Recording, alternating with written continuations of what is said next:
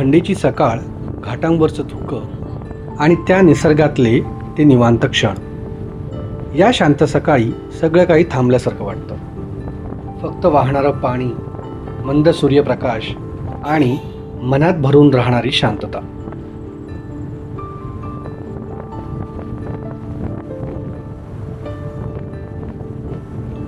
घाटावरची ही एक सकाळ जिथे निसर्ग स्वतःहून ध्यानस्थ झाल्यासारखं वाटतो. धुक्याच्या पडद्यामागे दिसणारी मंदिरे, पाण्यावर उमटणारी सूर्यकिरणे आणि त्या वातावरणात मिसळलेलो आपण. कधी कधी अशा थोडक्यात क्षणात आपण खूप काही अनुभवतो. निसर्ग, शांतता आणि स्वतःशी असलेला संवाद.